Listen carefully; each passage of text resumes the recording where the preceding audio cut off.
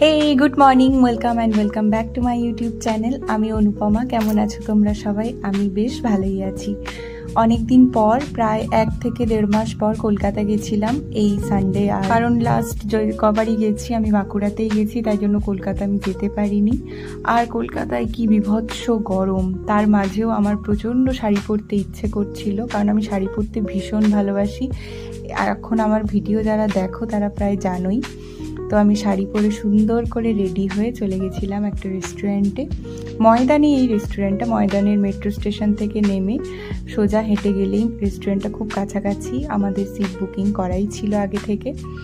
তারপরে ঢুকে গেলাম, আর এত দারুণ অ্যাস্থেটিক রেস্টুরেন্টটা, আমার তো খুবই ভালো লেগেছে। আমার এই রেস্টুরেন্টটাতে যাওয়ার ইচ্ছে আরও অনেকবার রইল, কারণ আমার খাবার দাবার কোয়ালিটি সমস্ত কিছুই ভালো লেগেছে। প্রাইসটা একটু হাই, রেস্টুরেন্টের নামটাও খুব সুন্দর, জলসা।